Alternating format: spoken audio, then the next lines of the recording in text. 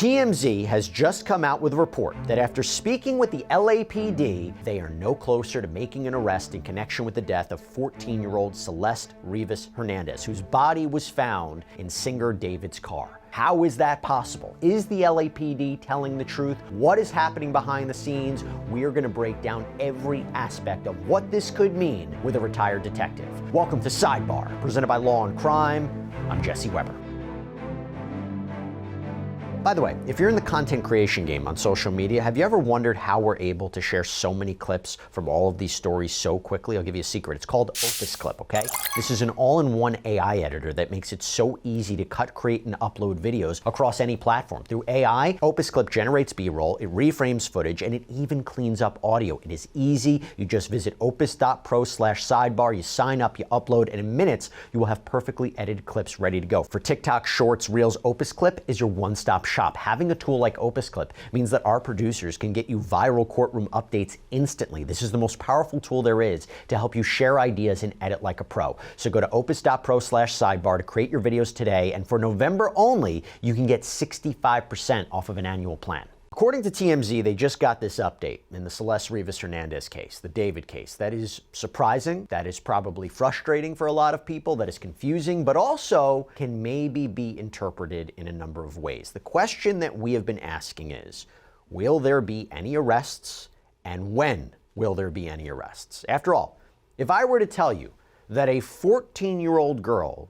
her dead body was found in the trunk of a car back in September out in LA after the car was sent to a tow yard, you would think there would be an arrest, right? What happens if I told you that there's alleged evidence identifying somebody who moved that car? What happens if I were to tell you that according to a private investigator who's on the ground in LA, that Tesla was found near a rental property where David had apparently been staying, that the house was searched by authorities and materials were taken out, that David moved out of that house, and that PI indicates that there is evidence in that house that suggests there was a plan possibly to dispose of a body?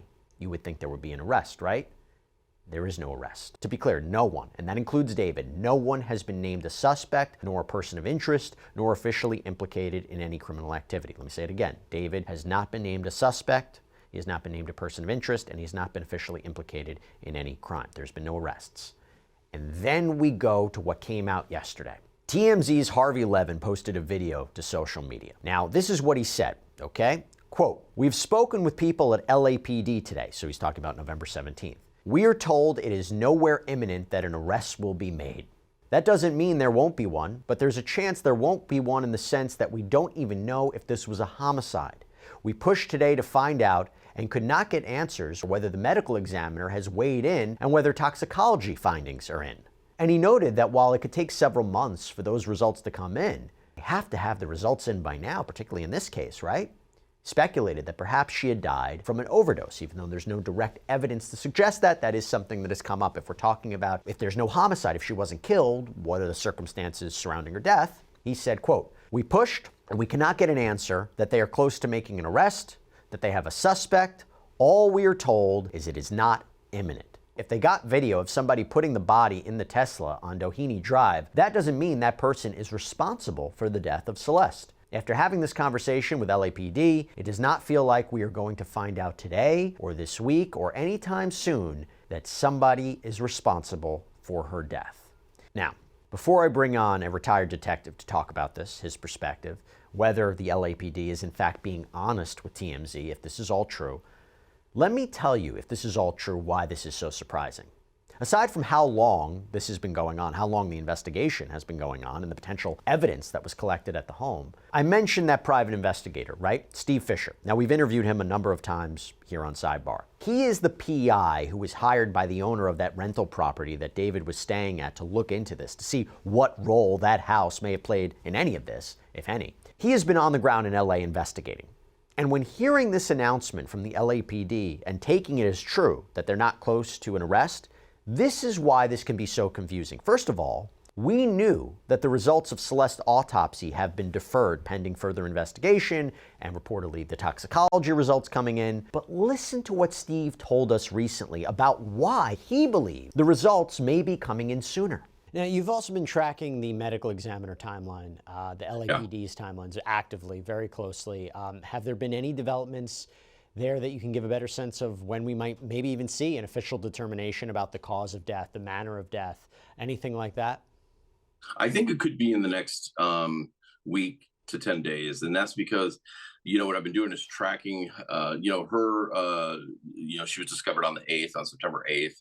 So I've been tracking the deaths for the months and weeks before that date, and the ones that were in deferred status. Those are usually the ones that are pending toxicology.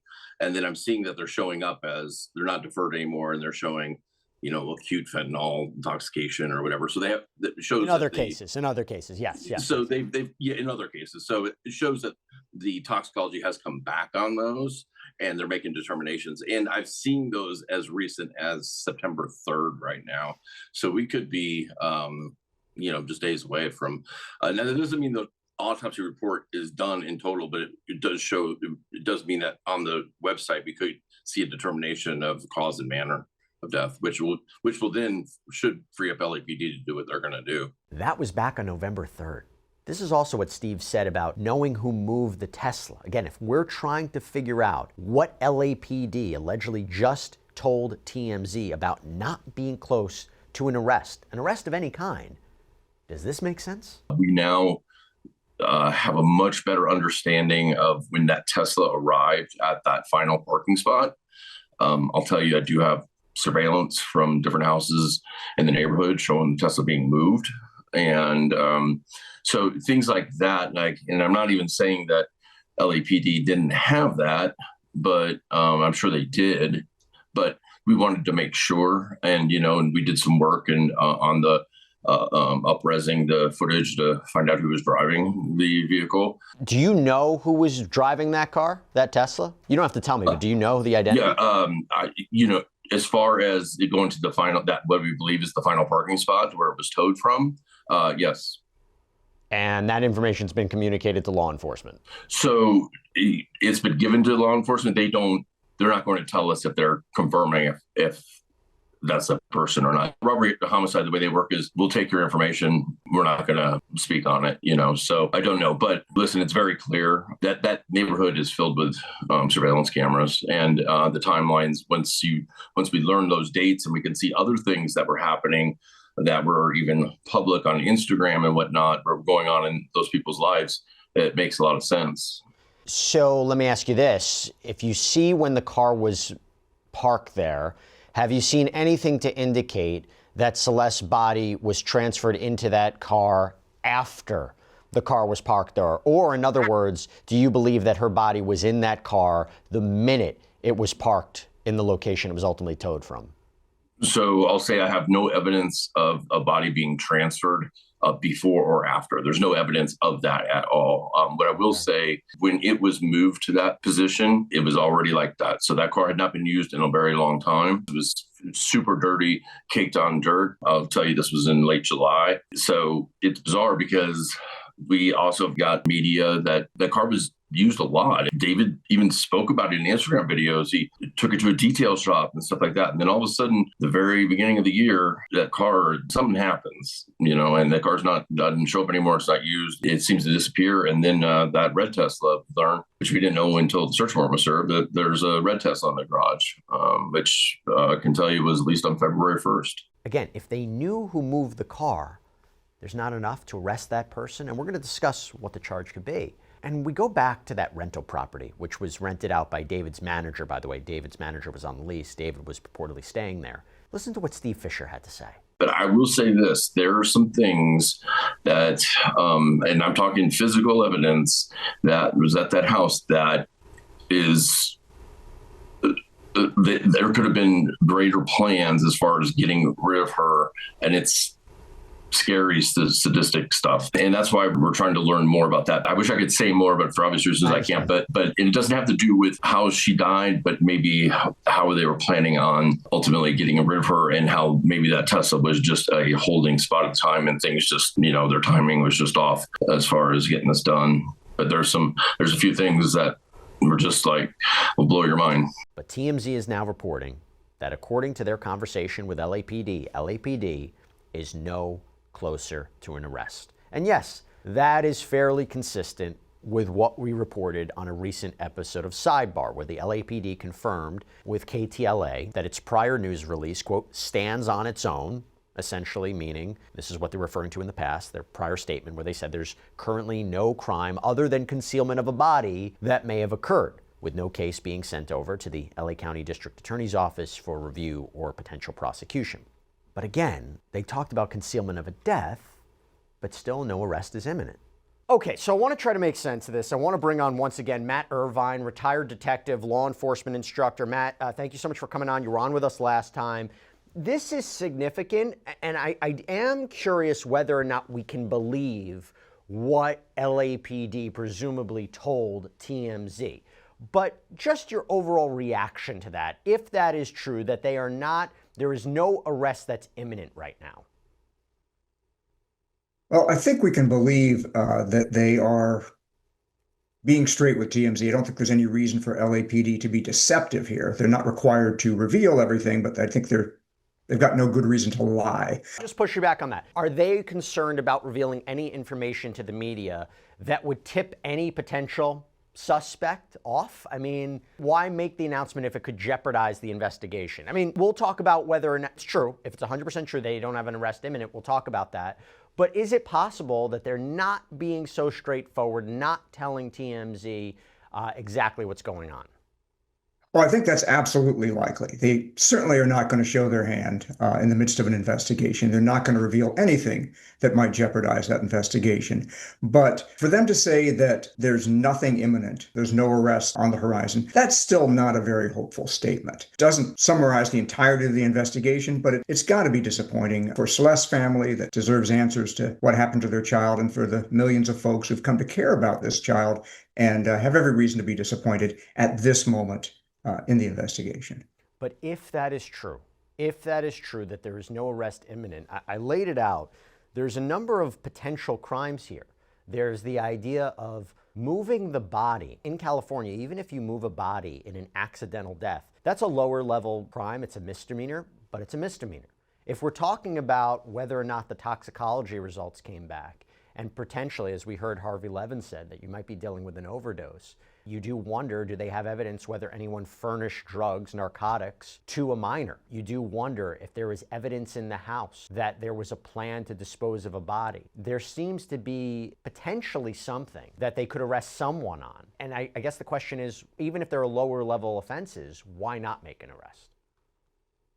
Well, and we spoke about this a little bit last time, that there are certainly some lower level crimes, misdemeanors, and some felonies that are implicated in what may be the circumstances around Celeste's death. There is, and I disagree with Mr. Levin on this, there is a theory of homicide as well, if somebody furnished drugs to her that caused her death. So there's certainly reason to believe that people will be held criminally accountable in this case. The tricky thing when you're investigating something like this is, before you move on somebody, you need to know the universe of crimes that they may have been involved in and kind of where they are in the food chain of criminal culpability, so that you move on the right people at the right time and don't jeopardize the most liable, the most culpable suspects in a case like this. It occurred to me, if they make an announcement like this, and it couples with the announcement that we reported on a previous Sidebar, that, we stand by our prior recording, we can't, definitively say that a homicide occurred. They had previously indicated that there might not be any crime here, even beyond concealing of a body. Has law enforcement in the past, in your experience, ever made a public statement like this, where the goal is to get a subject, to get a suspect, to let their guard down and do something and say something that may implicate them in some way? Is that a possibility, or am I really grasping at straws here? No, I think you're actually right on the money there. So it is very common in an investigation like this, when you've got somebody under surveillance or you're otherwise monitoring their communications, that you will do something to try to if you've got a wiretap, it's called tickling the wire. And basically what that means is you try to induce somebody to communicate with somebody, to go someplace, to do something in response to the information that you've put out there. You can put that out there in the press. You can say something to one involved party in hopes that they will communicate that to another involved party. So there's a lot of ways in which law enforcement can try to induce people to take an action that will further the investigation. Now, going to the idea that really, we have nobody to arrest right now. There's nothing imminent. I did wonder, let's say, for example, drugs are involved. And by the way, no evidence to suggest that's actually what happened. That's what contributed to Celeste's death. But if we are talking about that, and we are talking maybe potentially an overdose, that there's no homicide here, no one killed her, is it possible they may have difficulty trying to establish that someone gave her the narcotics, whereas if she just obtained them on her own? So let's say it was nobody as part of that house, nobody connected to David. And again, just to be clear, neither David nor anybody in his camp has been charged or has been named a suspect or a person of interest. But maybe they're having trouble actually determining, again, assuming this is what happens, assuming where those drugs might have come from. Is that a possibility too? Because I agree with you. We've seen cases before where drug dealers get charged in connection with somebody's death if they furnish, poisonous drugs to somebody and they die. But could that be what's going on too? They just can't determine if she had them herself? That's absolutely possible, and it's something that's going to have to be figured out, probably by communications either among the parties involved or somebody involved talking directly to law enforcement.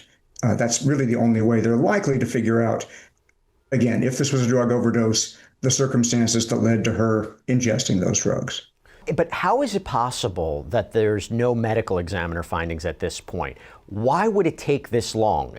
Unless, put aside the idea of a theory of drugs, if she was killed, if she was murdered, there would be some sort of evidence. And yes, we have to talk about the condition of the body, but you would think after all this time, it's November. I mean, the body was discovered in September. Wouldn't they know? Wouldn't there be some sort of indication that she was killed? Or is that still, is it strange to you? We still don't have an answer to that. Is it still strange that the medical examiner's findings haven't been released yet? What do you think's going on there? So obviously, I'm not a medical examiner. I'm just a former sort of end user of their expertise. So I can't speak to all the science involved, but it does seem to me, based on my experience, that they likely know now all that they're going to know about the circumstances around her death. And if they don't know at this point, it is likely due to the amount of time and the conditions under which her body languished before it was discovered. As we talked about last time, drugs are only going to stay in the body of a deceased person for days, maybe weeks, and depending on the mechanism of death, even in a homicide, with a certain amount of decomposition, you just may not be able to tell. I had a case years ago where somebody languished for 4 months before we found them, and we were unable to establish a cause of death, specifically because of the amount of decomposition that occurred before we were able to have that person examined.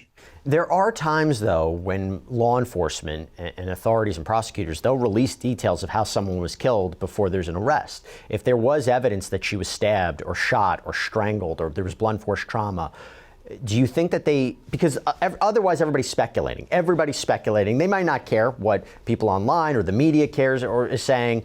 But what would be the risk of coming out and saying, listen, I know there's a lot of speculation. This is what we're able to determine at this time, X, Y, and Z. Why not just come out and say that?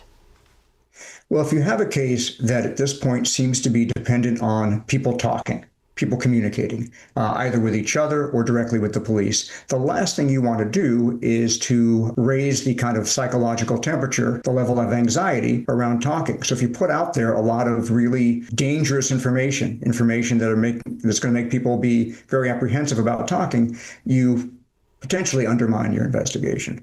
But do you feel at this point it is becoming less likely that she was killed, that this is a homicide investigation, that we may just be dealing with concealing the body?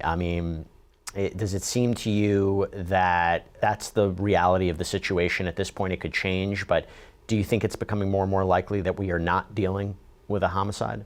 I think is becoming more and more likely, at least based on what is being publicly reported, that we may not know who, if anybody, took Celeste Rivas Hernandez's life. Doesn't mean it didn't happen. It just may mean that there's not sufficient evidence based on the facts that we've discussed to show that anybody took her life. But maybe this is also then a moment where we need to have a different kind of conversation around this and stop with the speculation about how she died and who may have been responsible for that death, and talk about what we do know, which is we may not know who took her life, but it seems really clear from what is being publicly reported that David Burke and perhaps others in his circle took her childhood. And I'm not saying that she was an angel, we don't know that, but she was a child. And the circumstances that led to her losing her life and ending up abandoned in the front trunk of his Tesla are not uncommon or not unfamiliar. There's a lot of ways in which the dynamic of this relationship that she seems to have had with David Burke is very reminiscent of what we see in child sex trafficking cases. And I'm not saying that David Burke trafficked her. There's no evidence of that. But what I am saying is this dynamic where a older man, but still young enough to be attractive, to seem like boyfriend material, seems to offer this life of glamour, of wealth, of fame, of excitement, maybe even of love, and lures a child from a background that may be disadvantaged or abusive or just bored. That is not a story that is unique to Celeste. That is a story that is very common when children are trafficked and exploited, and it leads to a lot of kids, not just Celeste, dying way too young under horrific circumstances. And if we can start talking about that and not kind of just stay in this loop of speculation, maybe we can keep some other kids from ending up like this. Now, I appreciate that. I appreciate that point, and it's an important point to make, not just about Celeste's story, but like you said, stories around the country. There could be a situation where they just don't have definitive proof about what this relationship was. You know, they came out that they have, when they did an autopsy, initial findings, that Celeste wasn't pregnant at the time. She hadn't been pregnant in the year prior. They may not have physical evidence of whatever kind of relationship she may or may not have had with David. But this does go to a larger point. Is there an advantage to arrest somebody, even on a lower level offense? You get them in, maybe you can obtain a search warrant of some kind, maybe you can question them a bit. That can lead to further evidence because, again, if I go back to my interview with Steve Fisher, where there's surveillance footage of someone moving the car, purportedly, and you can ID that person. Now, we don't know when the body was exactly put in the car, but it looks like it was already in there. Why not just make an arrest on that point? Unless they can't establish that that person knew the body was in there or not. I mean, again, going back to this point, if there's an opportunity to arrest somebody, even on a lower level offense, I've seen it before in other cases, that could lead to more evidence, that could lead to more serious charges. You get them on something at first. Absolutely. Absolutely. Whether you're arresting them or just talking to them and trying to cooperate them and kind of work your way up the culpability food chain, that is absolutely an important strategy in a case like this. You know, you mentioned that there may not be physical evidence that speaks to the relationship that David Burke had with Celeste, and I grant you that, but there is an electronic footprint that shows he was communicating with her years ago, maybe when she was as young as 11 years old. And he was 17, but he's a 17-year-old with a multi-million-dollar contract with Interscope Records and millions of fans online. So it's a profoundly unequal and I would say potentially exploitative power dynamic. And until this case blew up, David was a very public figure and he had a whole lot of people around him and his time was other people's money. So there's going to be a lot of people that knew where David was, what he was doing, and who he was doing it with for a lengthy period of time that coincides with a lengthy relationship of some sort with Celeste. And again, to your point that we don't have physical evidence to establish their relationship, we do have information that she was being held out to people as being 19 years old, that she allegedly had fake IDs showing she was 19 years old. If his relationship with Celeste were appropriate, none of that would be necessary. The reason you hold a 13 or 14-year-old child out as being 19 is because the relationship you're having is one that would be appropriate if she were 19, but it's absolutely inappropriate with a child. He hasn't spoken out about this. So it's not like he's come out and said, hey, I thought she was 19. This is kind of what like TMZ has got sources who know David and his camp said that there was in that camp, they thought she was 19. He hasn't come out and directly said it, but I hear you. By the way, talking about David, when it first came out, it was reported, I believe by his spokesperson, that he had been cooperating with authorities. Now, if that is true, does that mean that he has been 100% honest with law enforcement if they've interviewed him? Because if he had provided false information in any way, we're talking 2-3 months, right? You would think that they could have arrested him for providing false information to law enforcement. So would it be fair to say that if he spoke to them, assuming he spoke to them, what he told them right now has been verified? Or again, does it go back to this question that they're waiting on a fuller picture to understand everything that happened? Because that's something I was wondering about as well. And we don't know 100% if he spoke to law enforcement and what cooperation means, but that was something I was thinking about as well.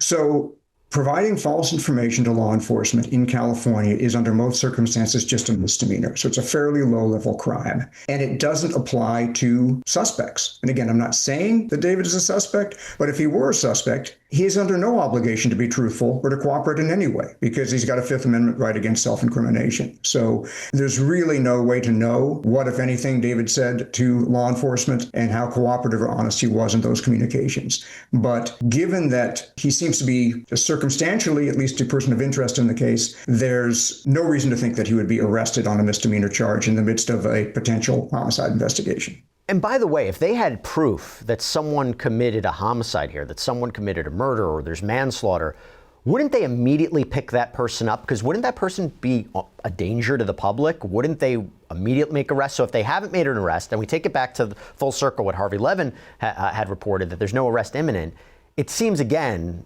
that they might not believe that she was killed.